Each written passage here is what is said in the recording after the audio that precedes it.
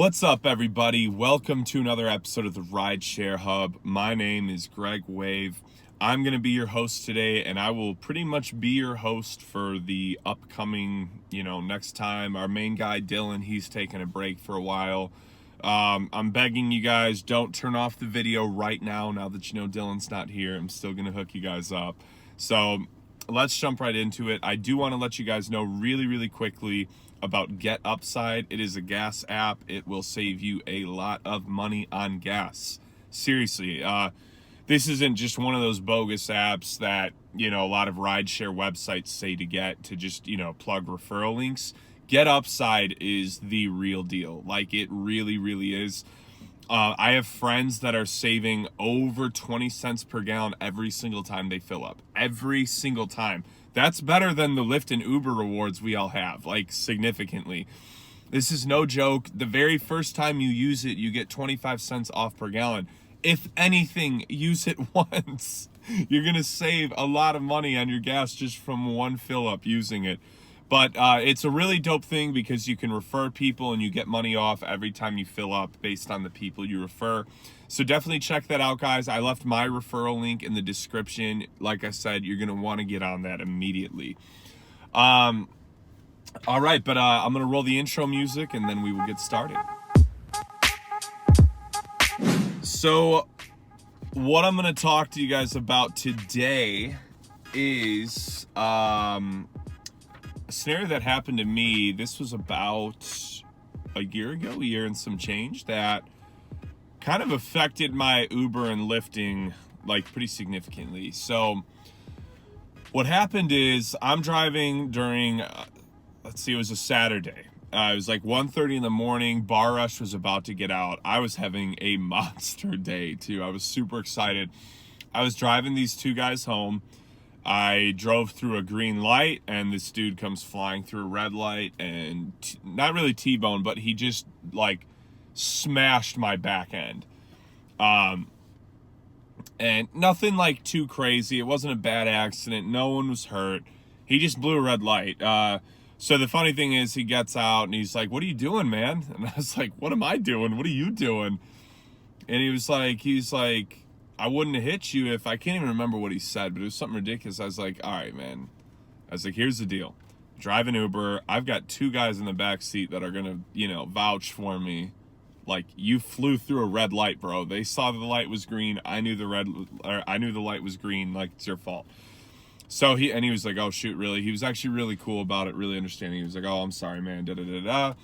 So then he asked me, can we like take care of this on our own because it wasn't a bad accident?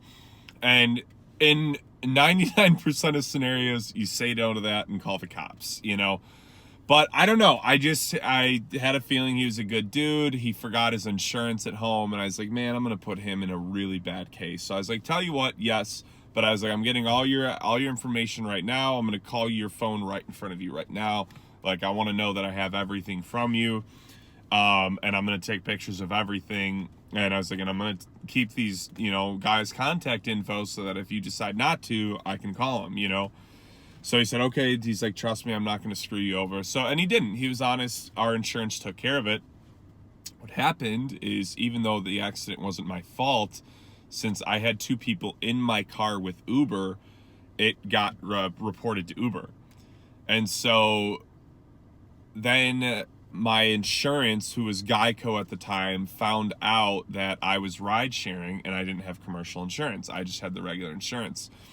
So what's crazy is at the time, like, I really didn't know anything would happen because when you sign up for Uber, one of the things they tell you is, oh, be insured by us, be covered by us. Well, first of all, their insurance is garbage.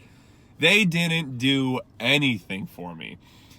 Geico wanted to be just pretty much hands clean. Uber's insurance, I mean, I would have thought it was like a bunch of homeless men sitting in a call center. Like, it was just pathetic.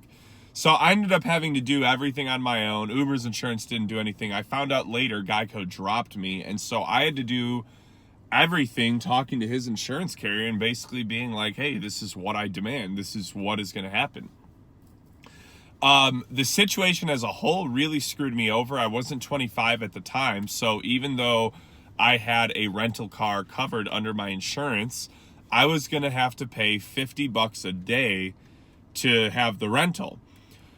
So I was sitting there, I was like, okay, I'm going to pay $50 a day for a rental I can't even use for Uber. I was like, I'm just not going to do that. So my car was in a shop for 2 weeks. I wasn't able to work for 2 weeks. Finally get my car back just to find out that Geico dropped me. Now, the craziest thing was I had no idea. So I ended up driving for Uber and Lyft once I got my car back for the next 6 months. I had no idea I was only on liability insurance. This is the main reason I'm telling you guys this, because if I had gotten in an accident after that one, I would have been so screwed. I mean, so royally screwed, it would have been bad. For one, I was financing the car, so I have to have full coverage. Yeah, I mean, it's pretty much legality at that point. The car company could really sue me for, I mean, everything I'm worth. Have fun taking my apartment. But they could have really like screwed me over. They could have really taken me down because I signed a contract saying, hey, I'm going to have full coverage on this vehicle I'm financing. The other thing is you have to have full coverage to drive Uber and Lyft. I didn't have that either because I only had liability. But since like Geico's not going to go tell Uber, hey, just so you know, we dropped him to just liability.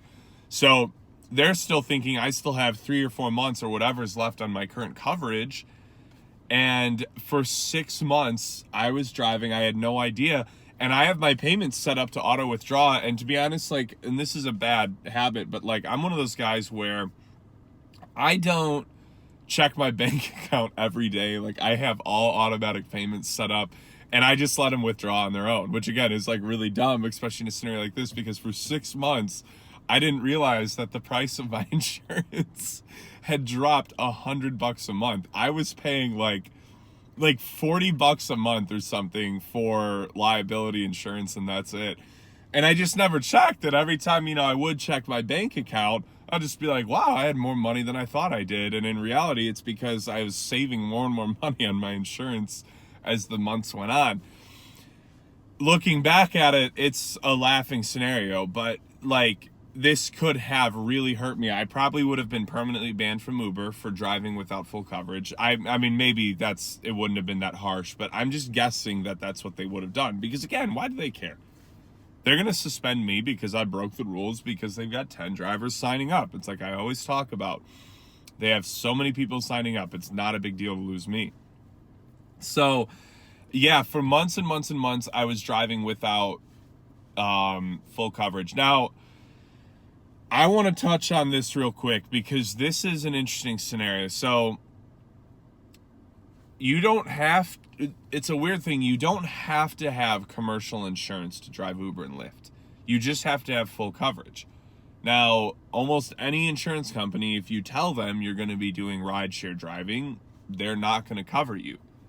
Or they'll want an extra $150 a month because you're on the road more than anyone. They need that assurance. So I'm not going to tell you what to do and what to not do, but I'm going to tell you what I do. What I do is I went and got new insurance and I just didn't tell them I was going to be rideshare driving. And then I uploaded it to Uber and Lyft, and guess what? They were totally okay with it. There's some, a lot of awesome carriers with auto insurance. Like, I don't really believe there's like many companies that are better than the most. I will say Progressive has personally gotten me the cheapest rate, but I think it varies. So my whole point being that you can pay for commercial insurance or you can just deal with it if the problem arises. Because like for me, I've been ride sharing for 4 years and I've been in one accident and it wasn't my fault, so even though the risk's high, if you're a good driver, if you're a safe driver, I mean, for the most part, I'm, obeying the law every time I drive, besides, the occasional time I zone out or whatever it is. But if you're a relatively good driver, you're not going to get in accidents all the time.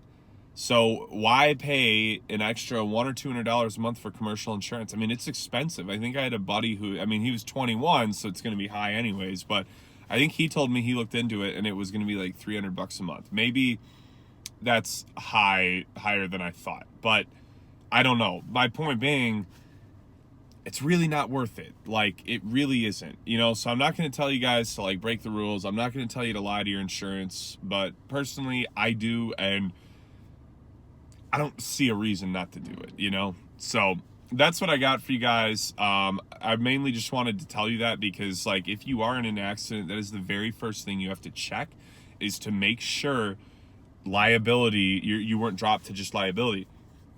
The other important thing, this was like one of the biggest things I wanted to say, is that if you do get in an accident in the future and you have the Uber app on, but you don't have passengers in your car, turn the app off right away and don't tell anyone you're driving Uber, because then it will never get reported back to your insurance and yours won't change. It was different for me. I had 2 guys in my car. It had to be reported.